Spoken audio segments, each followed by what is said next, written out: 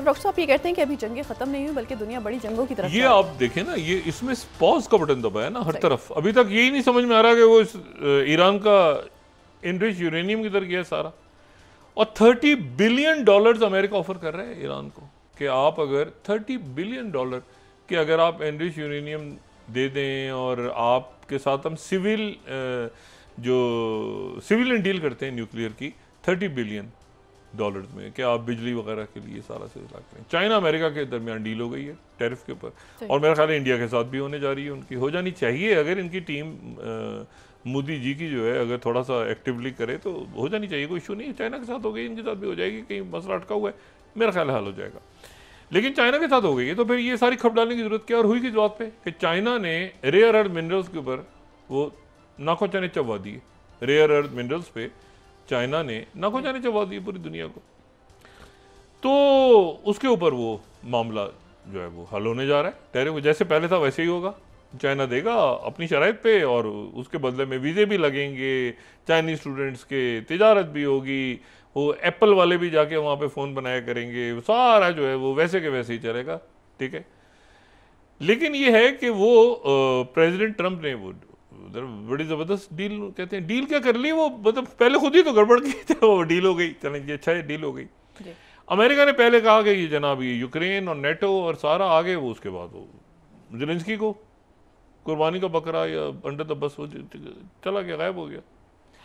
उसके बाद जो अब आ गया ये नतन्याहू के बारे में जनाब बात ये हो रही है कि अब उनका मीडिया क्या रिपोर्ट कर रहा है। सेकंड अगर हम देखें आर्थिक स्लाइड देखें तो वो कहते हैं US officials pushing Israel to renew talks with Hamas.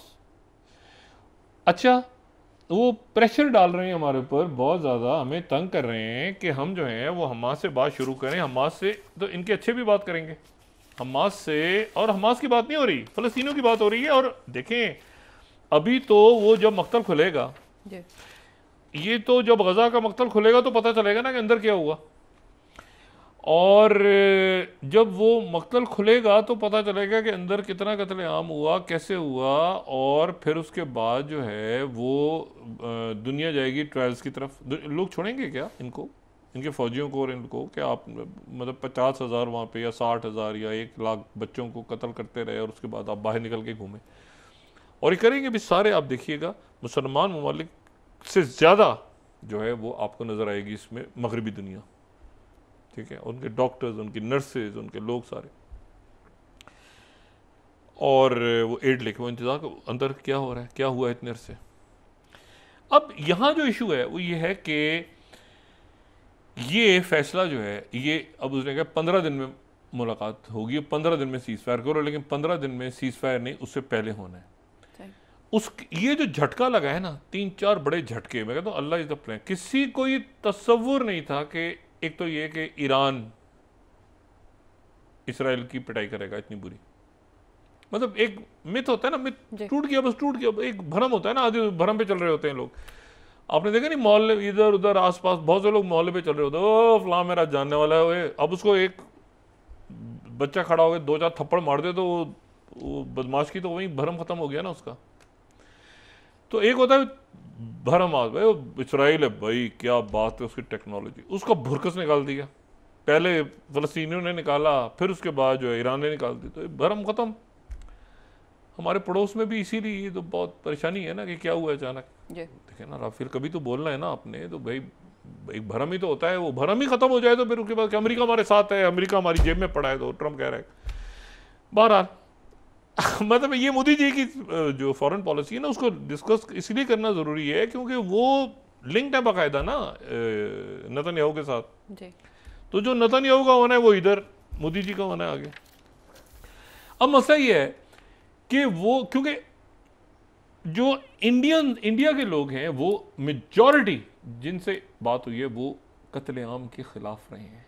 वो ये मतलब है कि आप उनके लोगों से मिलें तो वो चैरिटी की बात करते हैं, आश्रम, स्कूल खोले हुए हैं लोगों ने बहुत। आप ये हिंदू मज़हब को आप ये इनके साथ ना मिलें, आरएसएस के टोले गुंडों के साथ, तो वो जो है वो तो इनकी पिटाई अच्छी खासी करेंगे अभी, ठीक है, क्योंकि भरम ख़त्म हो गया ना, भरम पे सारा काम चल रहा होता है। ये अमेरिका हमारी जेब में, ये जेब में, वो जेब में, पता चल जाए तो कहते हैं अच्छा मारो। वो फिर ये होता है कि वो मतलब इस तरह से जब पिटाई होती है तो वो छोटे छोटे बच्चे आके एक एक अपने हिस्से की चप्पल मार के जाते हैं, जो नेतन्याहू के तो होने जाए। अब नेतन्याहू जो है वो फंस गए दरमियान में, क्योंकि भर मतलब एक तो ये अटैक हो गए, अब वो यूरेनियम गायब है, यूरेनियम का पता हुआ। अच्छा, ईरान खुद कह रहा है हमारा यूरेनियम खत्म हो गया, तबाह हो गया हमारा यूरेनियम किधर गया, कहाँ गया यूरेनियम? अमेरिका खुद कह रहा है कि अच्छा आप हमें दे दें यूरेनियम तो हमें $30 बिलियन के तहत आपके साथ मुआहदा करते हैं। ईरान कह रहा है हम तो नहीं करेंगे। फिर ईरान जो है वो भी एससीओ के उन ममालिक में शामिल है जिसने एससीओ की करारदाद में इंडिया का साथ नहीं दिया। अब अच्छा, उनकी तरफ से जो आया है ना शुक्रिया, वो भारत के अवाम के लिए आया है।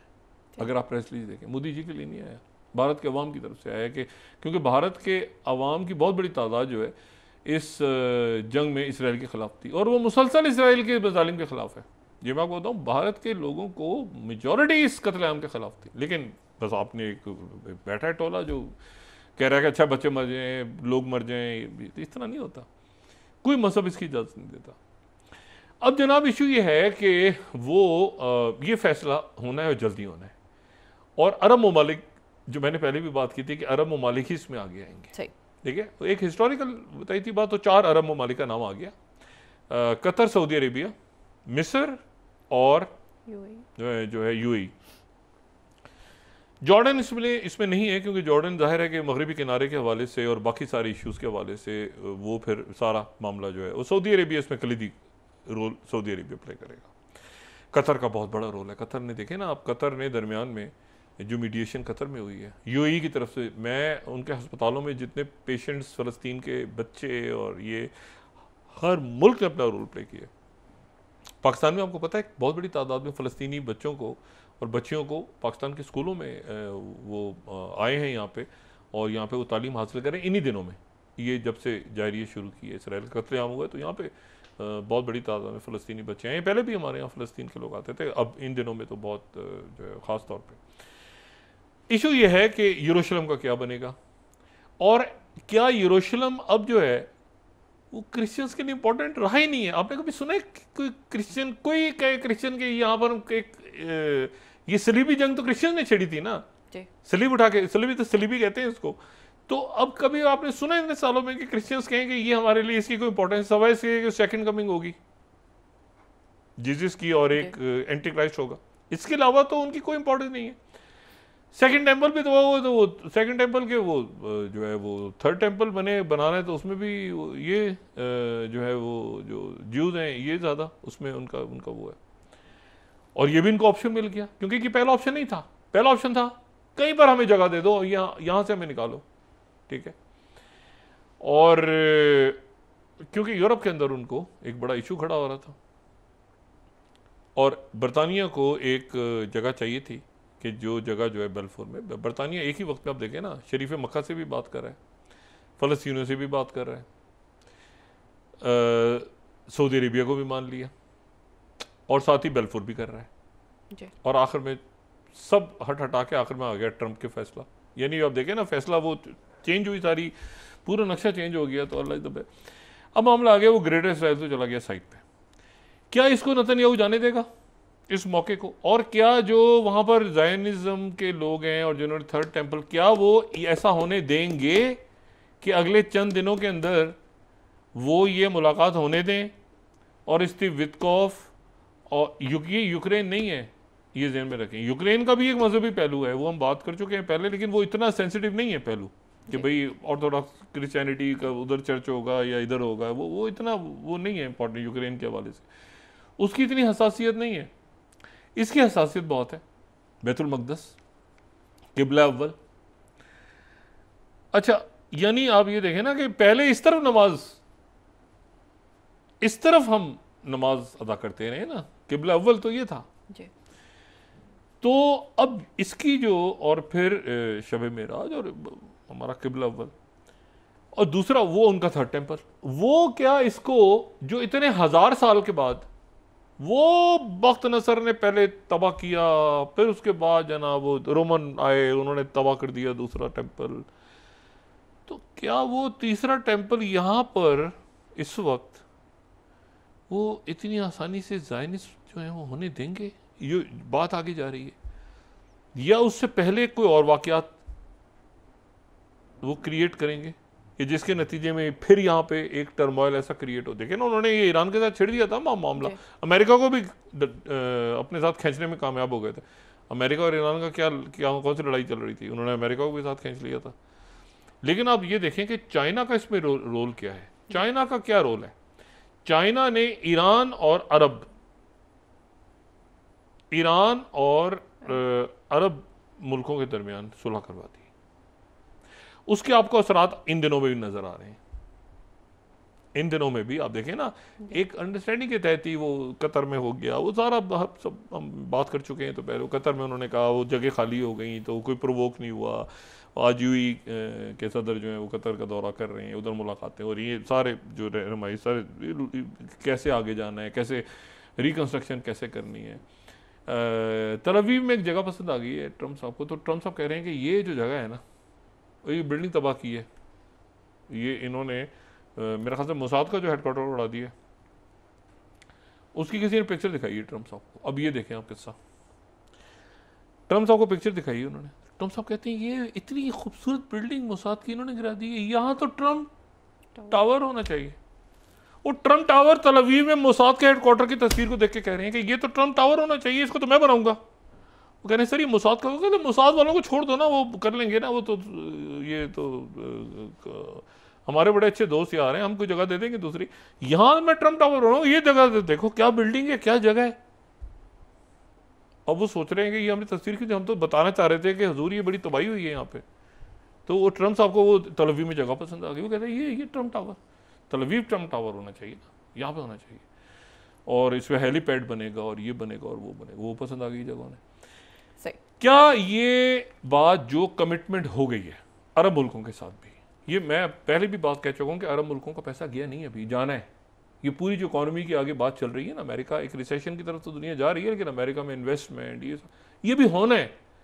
और ये उस सूरत में होना है जब सऊदी अरेबिया वो आए और सारा अरब प्लान और सारा, याद करें ना शुरू में जब शाह अब्दुल्ला गए जॉर्डन के, तो उनका एटीट्यूड क्या था? उन्होंने कहा रिवेरिया बनेगा, ये बनेगा, फलां बनेगा, लेकिन बाद में वो बिल्कुल चेंज हुआ और अरब ममालिक आए बीच में। तो इशू ये है कि लेकिन क्या इसको, फिर मैं वही बात कह रहा हूँ कि क्या यहूदी जो ज़ायनिस्ट हैं वो इस बात पे तैयार हो जाएंगे कि मगरिबी किनारे के कुछ हिस्से पे उनका, कुछ हिस्से पे तो वो पहले ही है ना, ये जूइश क्वार्टर बना हुआ है ना भाई, ये मुस्लिम क्वार्टर में है ना मस्जिद अक्सा। तो ये वेस्ट बैंक नहीं कहते इस इलाके को, ये ध्यान में रखें, ठीक है ना, जुदा सुमेरा के इलाके को ये वेस्ट बैंक नहीं कहते, ये इनके बाइबल के जो अल्फाज हैं उसी के मुताबिक इस्तेमाल करते। तो वहां तो ऑलरेडी क्वार्टर बना हुआ है एक ज्यूज का, उसमें मस्जिद अक्सा नहीं है, मस्जिद अक्सा तो मुस्लिम क्वार्टर में है। तो क्या उस इलाके में रहेंगे? तो उस इलाके में क्यों रहेंगे भाई, उधर क्या करेंगे रह के? और क्या मुसलमानों के इलाके में घुसेंगे तो मसला अपनी जगह खड़ा है। सही। और दारुल हुकूमत कौन सा होगा? फलस्तीनी रियासत का यरूशलेम ही होगा, ठीक है। तो ये जो है ये बहुत तारीखी फैसला होने जा रहा है, बहुत तारीखी।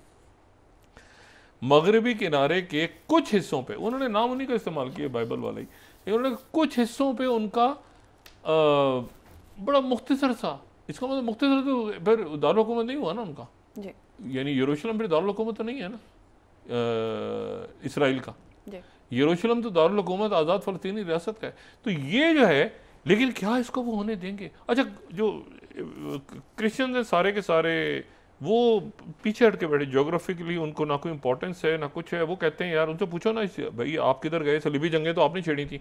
वो कहते हैं उस वक्त यार पोप का मसला था ना, वो अंदर में असल में ऑर्थोडॉक्स उनके साथ चल रहा था, तो पोप ने कहा चलो चलो यरूशलेम चलो, वरना हमें क्या इंटरेस्ट है, बस हाँ सेकंड कमिंग होनी है और उसके दौरान बस ठीक है, हमें वो हमारे लिए मुकद्दस जगह है। लेकिन ऐसा नहीं है कि हम कहेंगे यार हमारे किसी यूरोपीय मुल्क का इसको हिस्सा बना दिया जाए। ये मसला ज्यूज़ का और मुसलमानों का है। तो ये है कि बस ये अल्लाह खैर, लेकिन क्या यहूदी इसको होने, फिर वही बात है ना। तो बस अब देखते हैं कि मामला कहाँ आगे जाता है।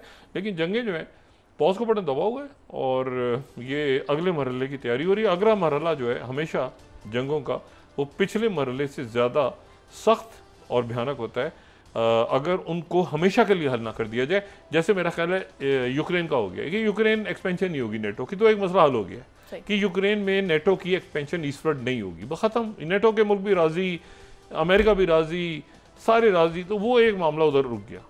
लेकिन बाकी जो इश्यूज हैं वो तो अपनी जगह मौजूद है ना, चाहे वो गज़ा हो, चाहे वो कश्मीर हो, चाहे वो ताइवान हो, चाहे वो और बहुत सारे इश्यूज हैं, तो वो सारे के सारे पकड़े हैं।